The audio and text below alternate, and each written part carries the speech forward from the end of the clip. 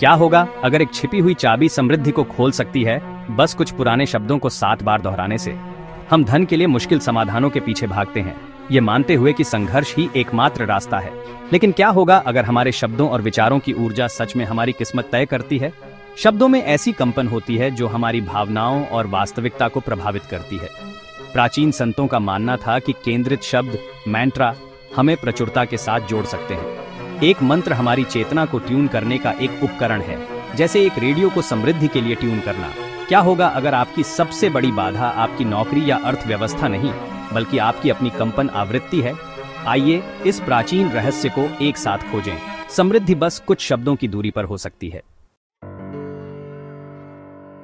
मैं आपको अरुण के बारे में बताता हूं, जो हिमालय के एक गरीब गांव का लड़का था। अपने परिवार की मदद करना चाहता था।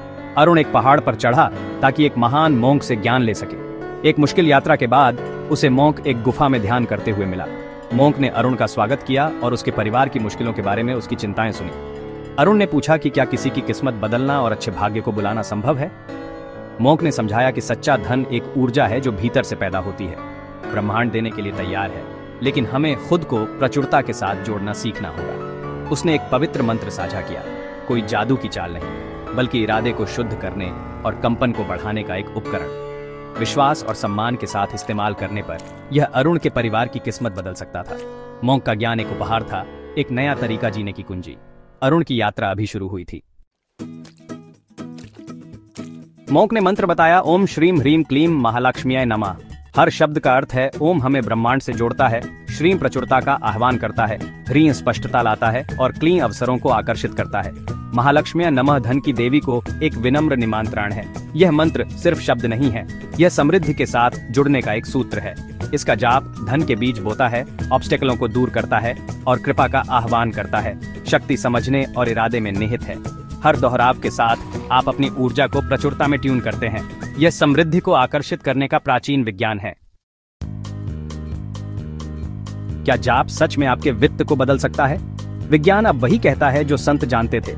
विचार और शब्द वास्तविकता को आकार देते हैं। मंत्र नकारात्मक विचार पैटर्न को तोड़ते हैं और उन्हें उच्च आवृत्ति कंपन से बदलते हैं। एक मंत्र को दोहराना आपके दिमाग को समृद्धि के लिए फिर से तारता है, आपकी मानसिकता को कमी से प्रचुरता में बदलता है। जब आप अच्छी चीजों की उम्मीद करते हैं तो आप अवसरों को देखते हैं और सकारात्मक परिणाम आकर्षित करते हैं। जाप आपके शरीर को भी शांत करता है, तनाव कम करता है और अंतर्ज्ञान को तेज करता है।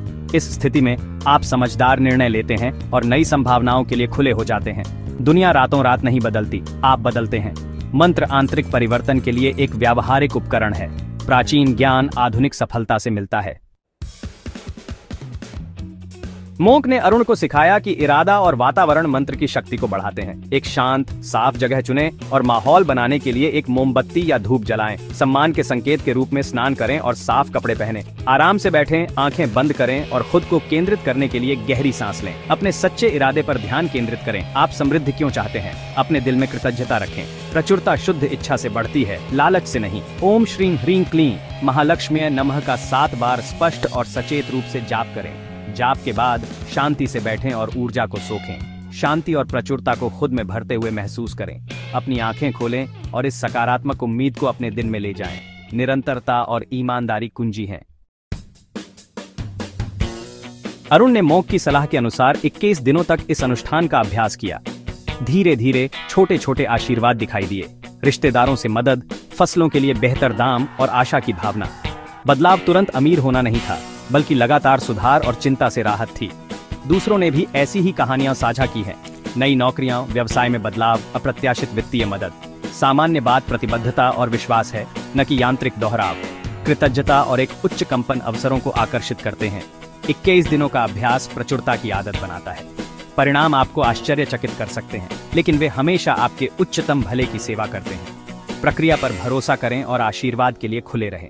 समृद्धि एक कृतज्ञ, केंद्रित दिल का अनुसरण करती है।